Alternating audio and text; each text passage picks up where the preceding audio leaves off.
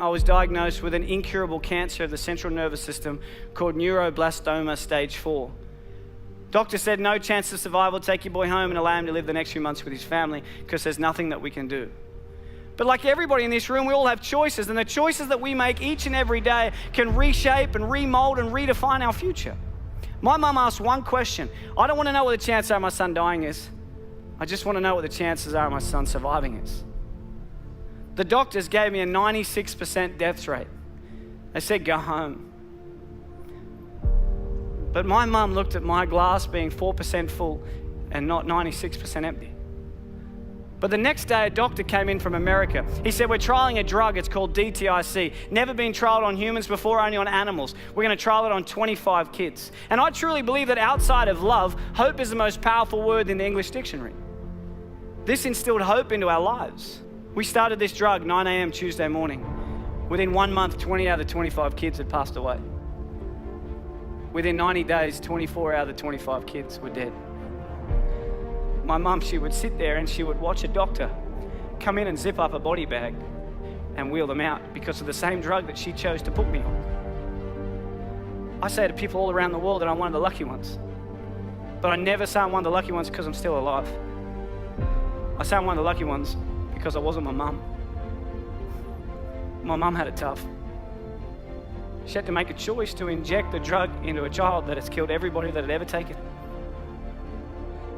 Until one day I was finally allowed to go home.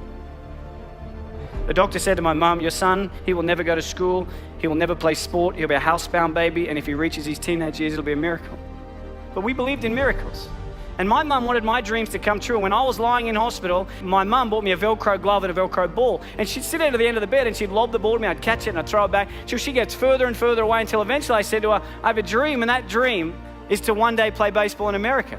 And people laughed at me. Nobody in your life will tell you what you can do. They'll only ever tell you what you can't do. My dream was to play baseball in America, and I wanted to do everything in my power to make sure that happened.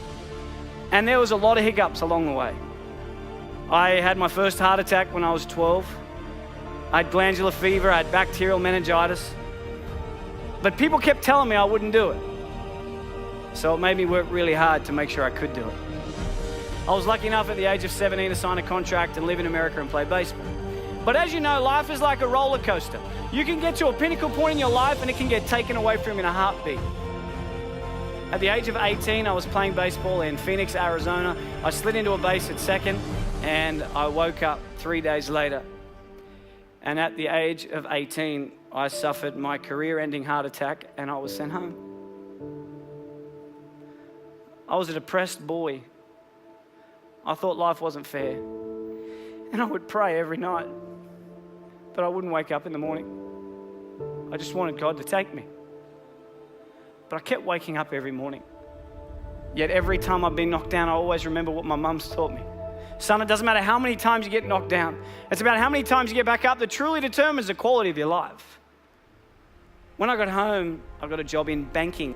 This guy, day 3, tall old guy came in. He said to me, Michael, I'm Tom, I'm the CEO, let's have a chat. I had no idea what CEO stood for, but I just went in there and listened. He said, Michael, where do you see yourself in 5 years' time?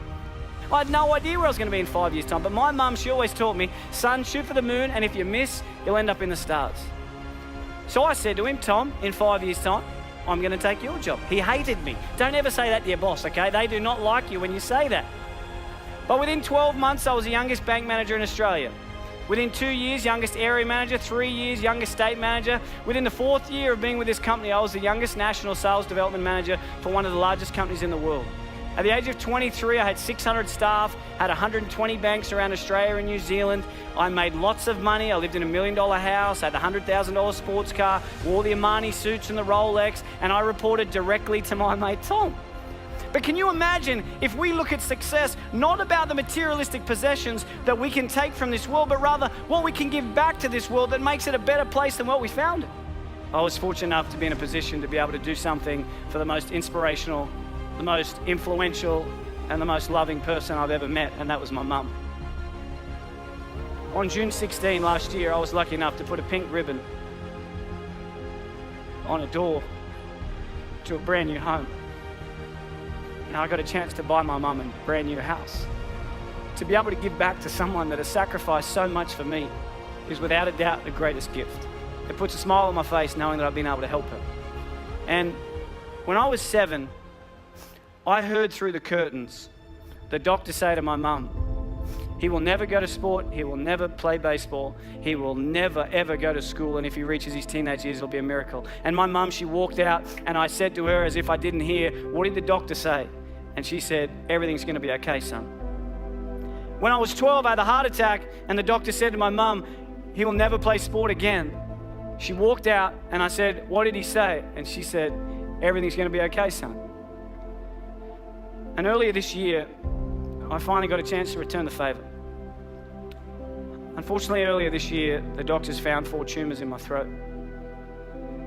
I've never seen my wife cry so much in all my life. The doctor said to me, Michael, we're sorry, but tomorrow's not guaranteed. You need to slow down. But that's one thing we all have in common, because no one's guaranteed. I think that life is not about the amount of days that you live on this earth, but it's about what you fit into those days that allows you to live a remarkable life. And I remember driving home, and she called me, my mum, and she said, Mike, what'd the doctor say? And I said to her, Mum, everything's going to be okay. Every one of us, every single day, is blessed with the air that we breathe, the opportunities that we have. And I challenge you every single day to get out of bed and do something that your future self will be proud of.